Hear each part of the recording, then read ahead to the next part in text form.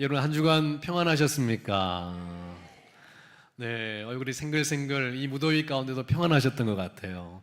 근데 저는 담임 목사잖아요. 성도들의 삶의 어려움의 기도 제목들을 참 많이 듣게 되는데 이분들이 사실 얼굴은 다 평안하게 보이고 생글생글해 보여도 한 분 한 분, 한 가정 한 가정마다 여러 가지 기도 제목이 있음을 제가 알고 있습니다. 어떤 분들은 이 건강의 문제로 힘겨운 분들도 계시고, 어떤 분들은 경제적인 어려움을 지금 겪고 있는 분들도 계세요. 어떤 분들은 자녀들의 문제로 힘겨운 분도 계시고, 어떤 분은 마음의 상처와 아픔으로 여러 가지 힘겨워하는 분들도 계십니다. 그러면서 그럼에도 불구하고 주님의 전에 나와 함께 예배하며 하나님의 은혜를 구하는 여러분들을 담임 목사로서 정말 기도하고 응원하고, 오늘 특별히 하나님이 여러분에게 특별한 은혜 주시기를 주님의 이름으로 축원합니다.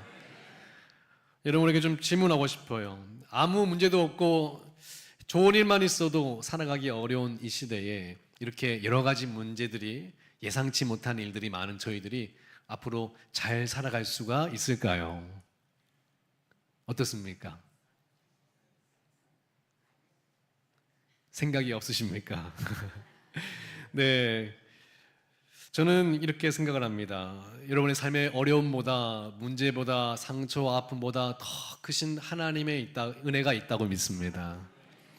어려움이 있고 아픔이 있고 수많은 예상치 못한 일이 와도 하나님이 더 큰 은혜를 주셔서 당신의 자녀들이 승리하게 하신다고 저는 믿습니다.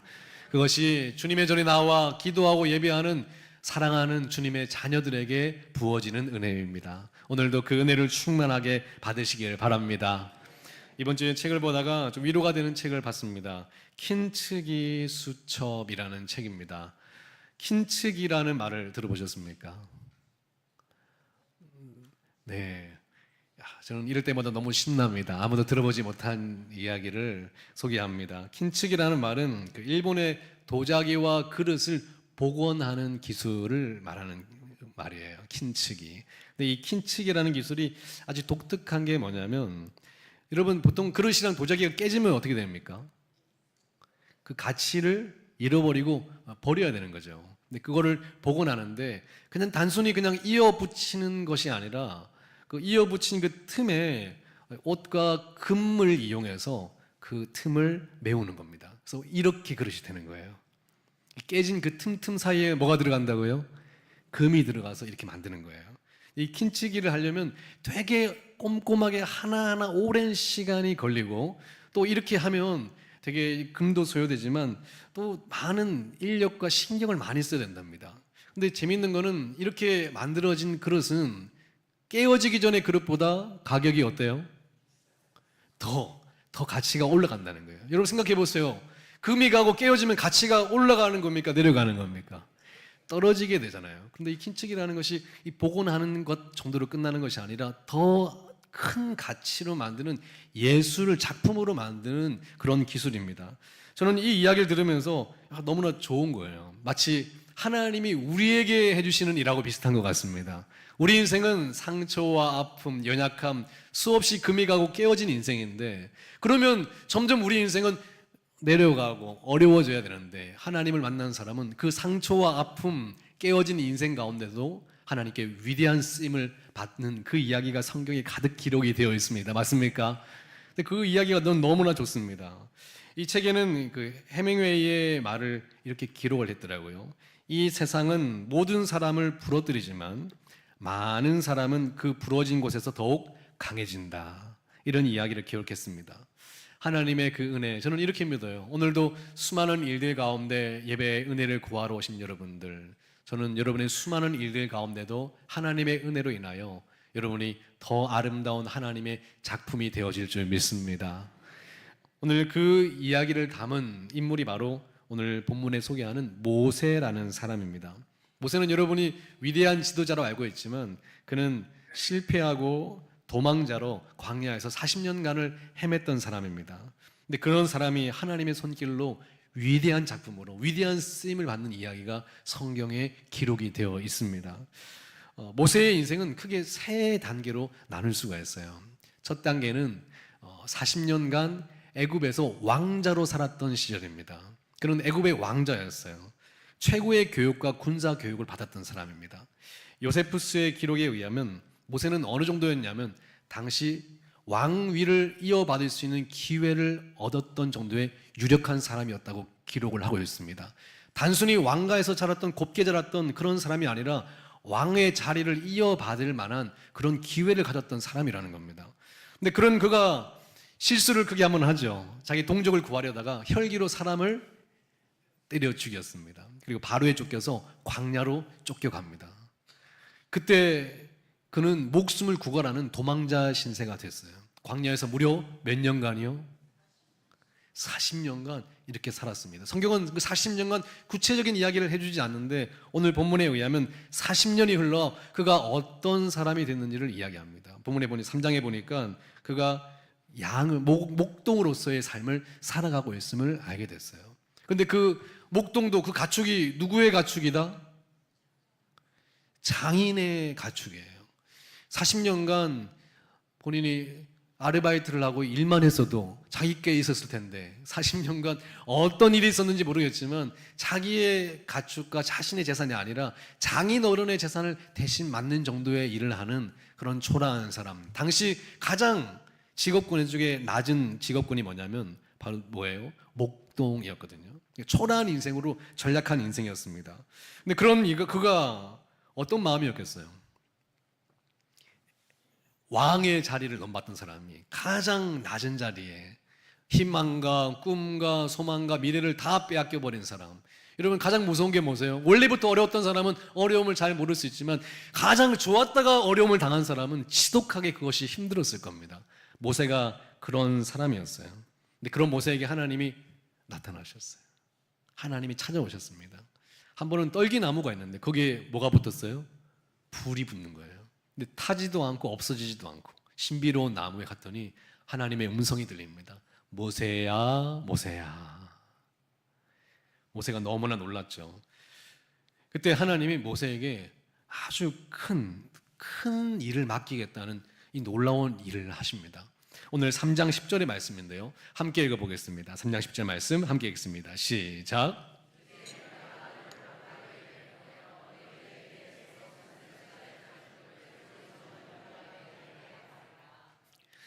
아니, 도망자로 목숨을 구걸하던 그가 애굽에 가서 민족을 구원하는 구원자로 하나님이 사용하시겠다고 하니까 모세의 마음이 어땠을까요, 여러분? 주님, 이제야 저를 알아보시는군요. 이때를 기다렸습니다. 이렇게 얘기했을까요? 모세의 응답은 전혀 예상 밖의 이야기였습니다. 3장 11절입니다. 함께 읽어볼까요? 시작.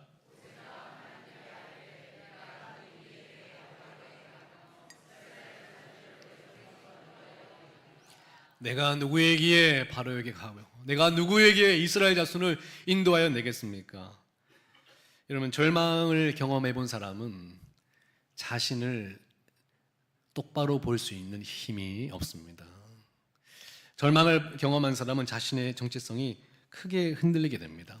여러분은 어떤 사람이세요?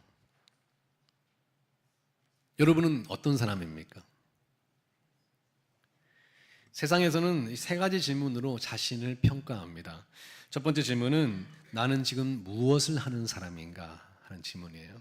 지금 내가 어떤 역할과 어떤 수많은 직업들, 괜찮은 이런 것들 가지면 자신이 어떤 사람처럼? 괜찮은 사람처럼 느껴지고, 내가 하는 역할과 직업이나 이런 것들이 조금 그렇게 큰 역할과 직업이 아니라고 생각하면 자기가 마치 무가치한 사람처럼 느끼는 것이 이 세상의 기준이죠. 또 하나의 기준은 나는 지금 무엇을 가진 사람인가입니다.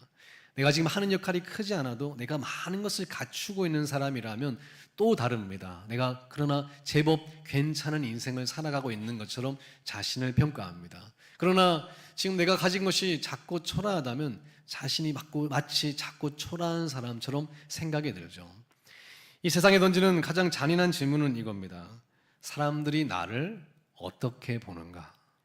많은 사람들이 이 질문 앞에 크게 넘어지고 좌절합니다. 하나님이 나를 어떻게 보시는가도 아니고, 누가요? 사람이 나를 어떻게 볼까? 아주 이 두려운 마음 가운데 이 질문 속에 살아가게 됩니다.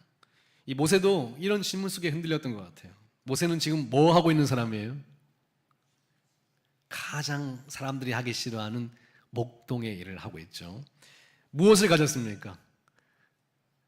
성경에 보니까 그의 재산이 보이지가 않습니다. 그냥 그가 손에 쥐고 있는 뭐 하나뿐이에요? 지팡이 하나뿐입니다. 사람들이 모세를 어떻게 볼까요? 애굽의 왕자였던 사람? 아니요.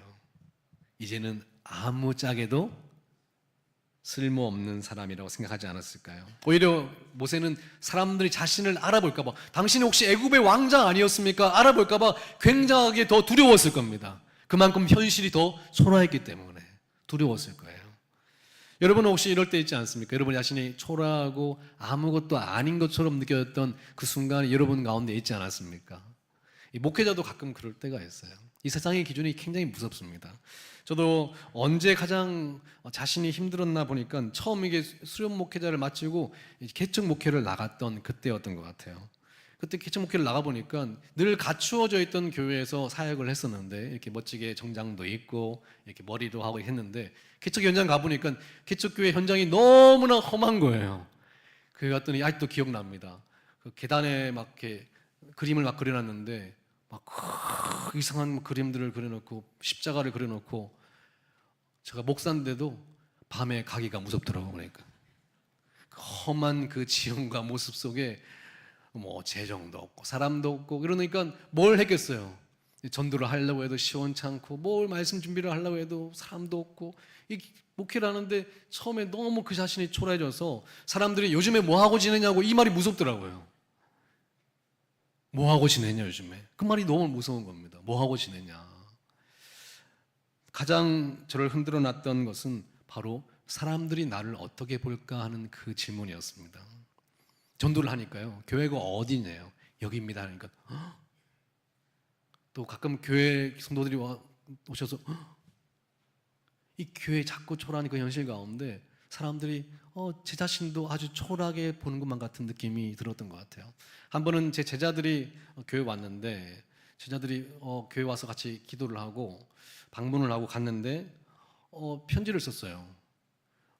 그 철없는 제자들이 어떻게 편지를 썼냐면 목사님 도대체 무슨 잘못을 하셨기 때문에 이곳에 오신 겁니까? 저한테 이렇게 편지를 썼더라고요. 아니 무슨 잘못을 해 이제 그렇게 개척 나가면 그런 건데 근데 그 밑에 추신 제가 돈 많이 벌어가지고 헌금하러 오겠습니다. 이렇게 지난주도 왔다 갔는데 지금까지 헌금을 하지 않고 있어요. 네. 이 제자들이 자주 오긴 하는데 그게 좀 힘들더라고 보니까요. 그렇게 보는 것이 누군가가 교회를 방문하러 오겠다고 하면 덜컥 겁이 나는 겁니다. 초라하고 힘들게 보지는 않을까 그런 마음이 드는 거 인간적인 마음이 하나님이 나를 어떻게 보시는가도 아니고 누가요? 사람들이 나를 어떻게 볼까? 이것이 가장 힘든 문제이더라고요. 그런데 오늘날 기도하는데 하나님의 말씀이 딱 오는 거예요. 이사야서 43장 1절 말씀인데요. 이 말씀이 저희가 올 때 너무나 감동스러웠습니다. 우리 이 말씀을 한번 같이 읽어볼까요? 함께 읽습니다. 시작. 너를 창조하신 여호와께서 지금 말씀하시느니라. 이스라엘아 너를 지으신 이가 말씀하시느니라. 너는 두려워하지 말라. 내가 너를 구속하였고 내가 너를 지명하여 불렀나니 너는 내 것이라. 이 4절 말씀도 읽어서 볼까요? 4절 말씀이요. 바로 넘겨주세요. 내가 내 눈에는 보배롭고 존귀하며 내가 너를 사랑하였은즉 내가 내 대신 사람들을 내어주며 백성들이 내 생명을 대신하리니. 오늘 이 말씀이 저에게 들어왔는데 하나님이 보실 때는 저희가 보배롭고 존귀하고 사랑스러운 주님의 자녀들이고 하나님의 큰 계획을 가지고 있는 주님의 사람이라고 이야기하시는 거예요. 제가 제 자신을 볼 때는 초라하고 사람들은 나를 어떻게 볼까 두려운데 하나님은 나를 존귀하고 어떻게 해요? 보배롭고 하나님이 사랑하는 자녀고 하나님의 계획을 가진 사람으로 하나님이 봐주신다는 겁니다. 저는 이 말에 큰 감동이 되고 크게 눈물을 흘렸던 것 같습니다. 사랑하는 성도님들, 어려울 때 그럴 수 있습니다. 세상의 기준이 여러분을 흔들어 놓고 괴롭힐 수가 있어요. 그러나 오늘 주님의 전에 나와 하나님의 앞에 계신 여러분들에게 부탁하고 또 분명하게 말씀드릴 것은, 우리 인생, 내가 누군지를 결정하는 것은 세상의 수많은 질문들이 아니라 하나님이 여러분을 지금도 어떻게 보고 계시냐는 이 하나님의 시선이라는 것을 기억하시기를 바랍니다. 하나님의 눈에는 지금도 여러분이 어떻게 보이실까요? 존귀하고 보배롭고 하나님이 사랑하는 주님의 자녀입니다. 그리고 여러분의 인생을 통하여 하나님의 놀라운 일들을 하는 하나님의 거룩한 도구임을 기억하시기를 바랍니다. 이런 눈으로 우리 모세를 봤을 것인데, 모세가 제가 누구에게 가겠습니까? 하는 이 질문 가운데 하나님이 응답을 해주십니다. 하나님이 뭐라고 응답해 주셨을까요? 제가 뭐라고, 저는 못합니다, 저는 그런 자격이 안 됩니다, 그런 능력이 안 되는 사람입니다 하는 그 모세에게 하나님이 뭐라고 해주셨을까요? 너는 보배롭고 존귀하며, 그렇게 해주셨으면 좋겠고, 또 야, 너는 지금은 이렇지만 한때는 애굽의 어떤 사람이었어요? 왕자였고 괜찮은 사람이었지 않냐, 야 너도 할 수 있어, 이런 힘이 나고 위로하는 말씀을 해주셨으면 좋겠는데 하나님이 전혀 다른 이야기를 해주십니다. 오늘 여기에 귀한 하나님의 패턴과 통찰력이 있는데, 우리 출애굽기 3장 12절 말씀을 중요합니다. 함께 크게 읽습니다. 함께 읽습니다. 시작.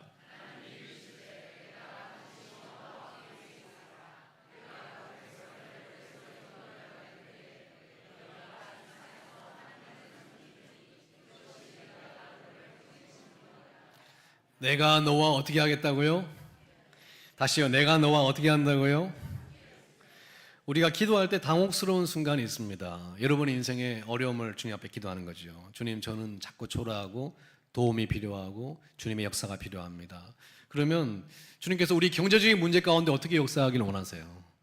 내가 너의 경제적인 문제를 이렇게 해결해 주겠다, 너의 자녀들의 문제를, 인생의 문제를 이렇게 도와주겠다, 이렇게 풀어주겠다, 이렇게 응답하시면 너무나 좋을 것 같은데, 우리는 많은 순간에 이런 응답을 받습니다. 내가 너와 어떻게 해요? 내가 너와, 여러분도 기도해 보신 분들이라면 이런 응답을 많이 받아보셨을 겁니다. 저도 여러 번 여러 차례 삶의 문제를 위해 기도할 때 하나님께서 해주신 응답이 내가 너와 함께 하겠다는 응답이었어요. 그럴 때면 기분이 어떨까요?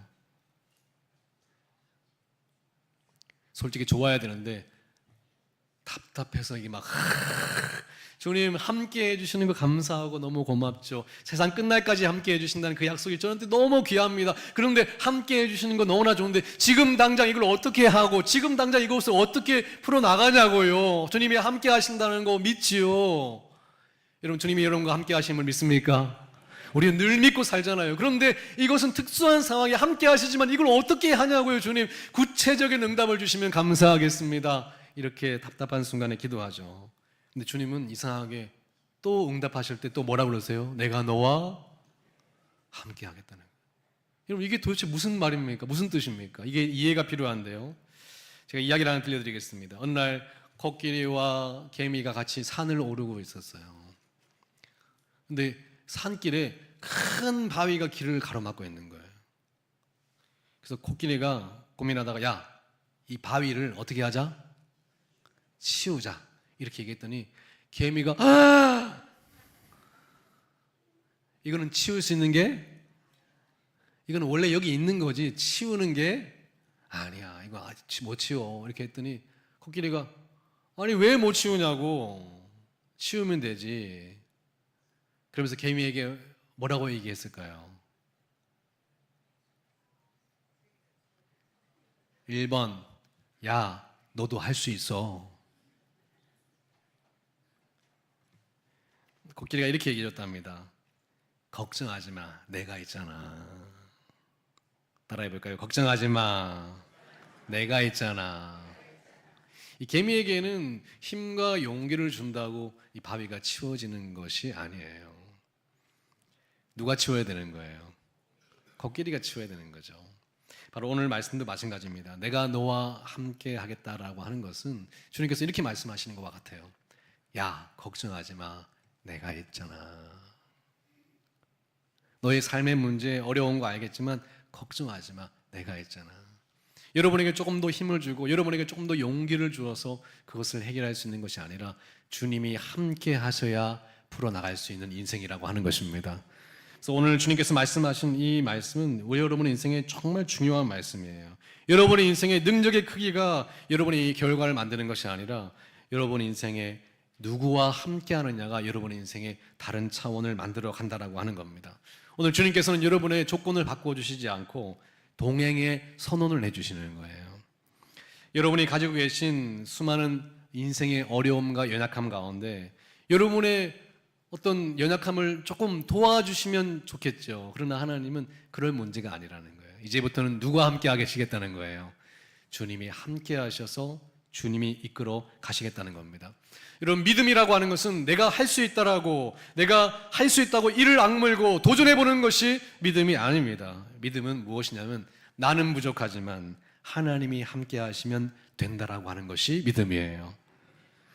내가 하나님을 붙들고 산다라고 생각하는 것, 이것이 오산입니다. 믿음의 성숙이 오면 내가 주님을 붙들고 사는 것이 아니라 누가 붙들어 주시는 거예요? 하나님이 나를 붙들어 주시는 것입니다.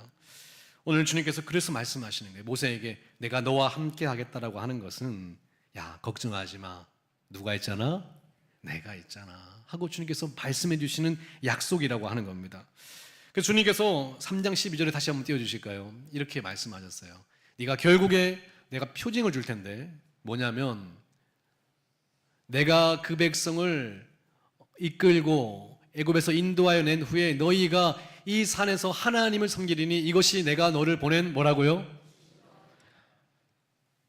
내가 오늘 너에게 준 이 사명의 말씀이 너의 삶에 반드시 이루어질 텐데 그때 네가 알게 될 것이다. 사랑하는 성도님들, 주님의 말씀은 여러분의 삶의 현실이 된다는 것을 기억하시길 바랍니다. 그러니까 기도하다가 내가 너와 함께 하겠다는 그 말씀이 떨어지는 그 순간 그것이 응답임을 여러분이 알아차리시기를 바랍니다. 이것이 주님이 풀어 나가시겠다고 하는 약속이에요. 이사야서 55장 11절에 이런 말씀이 있죠. 내 입에서 나가는 말도 이와 같이 헛되이 내게로 돌아오지 아니하고 나의 기뻐하는 뜻을 어떻게 한다고요? 이루며 내가 보낸 일에 형통함이니라. 주님의 말씀은 여러분의 삶에 그대로 이루어집니다. 오늘도 이 주님의 말씀, 내가 너와 함께 하겠다는 주님의 말씀이 여러분의 삶에 그대로 이루어 주시기를 주님의 이름으로 축원합니다. 그것이 주님의 약속입니다. 그래서 가장 우리의 큰 축복은 여러분에게 용기를 주고 믿음을 주고 힘을 주는 것이 아니라 사실은 주님이 여러분과 어떻게 한다고요? 함께 하시는 거예요. 요사람하고 이렇게 얘기할까요? 하나님이 오늘도 당신과 함께 하십니다. 우리 인생은, 세상은 우리가 완벽해야 틈이 없고 흠이 없고, 그리고 세상은 우리가 능력이 있어야 온전하다고 얘기하지만 주님은 네가 부족하고 연약하고 이것을 가리고 능력이 부어지고 이게 아니라 네가 수없이 약할지라도 내가 너희와 함께함으로 충분하다고 말씀하시는 거예요. 사랑하는 성도님들, 오늘도 여러분과 주님이 함께하심으로 우리가 충분한 인생임을 기억하시기를 바랍니다. 우리는 약하지만 주님이 능하시기 때문에 그래요. 우리는 할 수 없지만 주님이 하실 수 있기 때문에 주님이 함께하는 인생이 충분하다라고 하는 겁니다. 오늘 말씀을 결론 지으며 처음에 킨츠기 이야기를 했던 것을 기억하십니까? 깨진 도자기를 이어붙여 아름다운 작품을 만드는 겁니다. 그래서 금을 채워나가는 거예요. 장인의 손에 의하면 그 깨진 그릇이 훨씬 더 높은 가치, 아름다운 작품으로 변해갑니다. 우리 하나님이 여러분과 동행한다는 약속이 이와 같아요. 주님께서 여러분의 깨어진 조각 같은 여러분의 인생을 하나하나 붙여나가시는 거예요. 근데 겨우 여러분의 인생을 수습하는 정도가 아니라 여러분의 수많은 어려움과 낙심과 절망 가운데도 여러분이 아름다운 작품이 되도록 하나님이 만들어 가신다는 거예요. 마치 그 틈을 금으로 채우는 것처럼 하나님의 은혜로 채워주셔서 여러분의 수많은 금가고 아프고 상처난 그 이야기들이 하나님을 드러내는 위대한 이야기로 주님께서 만들어 가고 계시다는 것을 여러분이 기억하시기를 바랍니다. 이것은 다른 사람의 이야기가 아니라 바로 우리 인생의 이야기입니다. 모세는 하나님이 만들어 가셨습니다. 원래 모세는 사람을 때려 죽이고 철기 때문에 인생이 와르르 무너졌던 사람이거든요. 근데 나중에 보니까 모세가 어떤 사람이 됐냐면 천하지면에 온유함이 모세보다 더한 사람이 없다고 그랬어요. 주님이 그 인생을 만들어 가시는 겁니다. 또 모세가 자신의 목숨을 부지하기 위하여 모든 것을 버려두고 도망쳤던 사람이거든요. 나중에 보니까 주님, 이스라엘 백성들을 살리기 위해서라면 제 이름이 생명책에서 지워질지라도 이스라엘 백성들을 구원하여 주옵소서, 목숨을 내어놓고 주를 위해 헌신한 사람이 되었다는 것을 기억하시길 바랍니다. 저는 이 모습이 너무나 아름다운 거예요. 단순히 문제와 어려움이 해결되는 정도가 아니라 모세의 인생 자체가 하나의 작품으로 변해가는 이 아름다운 주님의 손이 너무나 귀한 겁니다. 저는 늘 두 가지 단어를 기억해요. 되는 것과 다워짐입니다. 여러분, 되는 것과 다움이 뭐가 차이가 되는 줄 아세요? 제가 아내와 결혼을 했는데 그때부터 아내가 저를 남편이라고 부르더라고요. 저는 남편이 될 계획은 없었거든요. 하루아침 남편이 됐는데 처음에는 저의 부족함, 연약함, 이 성격 때문에 남편으로서 역할을 온전히 하지 못하는 거예요. 남편은 됐는데 남편다움이 부족한 거예요. 기도하고 그리고 또 연약함 가운데 또 많은 어려움 가운데 다듬어져서 지금은 처음보다 조금 더 남편다움이 생긴 것 같아요. 네, 여러분은 인정하지 않으셔도 저는 그렇게 생각을 해요. 근데 또 좀 있으니까 또 아이가 나오는 겁니다. 그래서 제가 뭐가 됐어요? 아빠가 됐는데 아빠가 되긴 했는데 아빠다움이 좀 부족한 거예요. 제가 아이를 안고 있고 아이를 보면 자꾸 주위에서 삼촌같이 아이를 본다는 거예요. 삼촌같이. 아니, 저는 정성껏 보는데 자꾸 삼촌 같다는 거예요. 근데 아이들과 기도하고 하나님 앞에 다듬어지면서 지금은 조금 우리 아이 자녀들을 생각하는 조금 더 아빠다움이 있는 것 같습니다. 저는 신학교를 나오고 곧 있다가 목사라는 직분을 받았습니다. 그런데 목사라는 이름을 가진 것과 목사다움은 조금 다른 거더라고요. 수많은 어려움을 겪으면서 성도들을 위해 기도하는 것이 무엇인지를 알고, 성도들의 아픔을 보는 것이 무엇인지를 알고, 성도들에게 말씀을 증거해야 되는 것이 무엇인지를 조금씩 배워가 처음보다 조금씩 목사다움을 배워가는 것 같습니다. 저는 이제 올해 신림교회 온 지가 3년 차입니다. 신림교회 왔더니 저를 신림교회 담임 목사님으로 부르더라고요. 제가 신림교회 담임 목사가 됐어요. 근데 신림교회 담임 목사가 된 이름을 가지는 것과 신림교회 담임 목사다움은 조금 차이가 있습니다. 하나님이 저를 다듬어 가시는 거예요. 수없이 부족함 가운데도 만들어 가시는 겁니다. 작품으로 빚으시는 거예요. 제 인생뿐 아니라 여러분의 인생도 하나님이 지금도 빚어 나가십니다.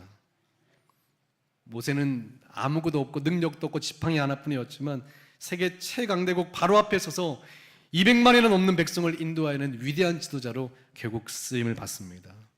주님이 해주신 약속은 딱 하나였어요. 뭐였습니까? 내가 너와 함께 하겠다. 딱 하나였어요. 달라진 것이 있습니까? 모세에게 지팡이 말고 다른 것을 주셨나요? 아니에요. 모세에게 큰 능력을 주셨습니까? 그것도 아니에요. 하나, 내가 너와 함께 하겠다. 주님이 함께 하시면 충분했습니다. 처음 모세가 하나님을 만났던 장면 기억나십니까? 떨기나무, 흔해 빠진 떨기나무에 뭐가 붙었어요? 불이 붙었잖아요. 타지도 않고 사라지지도 않고 신비로운 나무가 됐어요. 모세의 인생도 흔해 빠진, 실패하고 좌절하고 그냥 상처 입고 깨어진 그의 인생이고 그냥 흔해 빠진 인생인데 그 모세에게 하나님의 은혜의 불이 붙으니까 그 인생이 특별하고도 남는 인생이 되었습니다. 여러분, 조금 부족하면 어떻습니까? 깨어지면 어떻습니까? 여러분의 손에 아무것도 없으면 어떻습니까? 오늘 말씀은 저와 여러분에게 똑같은 얘기를 하시는 거예요. 하나님이 함께 하시면 충분하다는 겁니다. 오늘 말씀의 제목을 기억하시죠? 하나님이 함께 하시면 충분합니다. 하나님, 우리의 연약함과 깨어진 모든 부서진 부분들을 하나님의 전능함으로 덮어주시고 하나님의 손길로 오늘 처음 나눴던 도자기가 아름다운 작품으로 변해가는 것처럼 깨어진 인생도 우리 삶에 주님의 손으로 인하여 우리 삶이 주님의 거룩한 작품이 되어지기를 원합니다.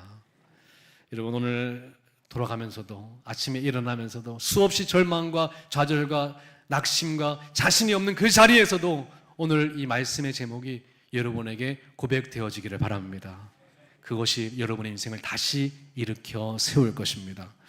따라하실까요? 하나님이 함께 하시면 충분합니다.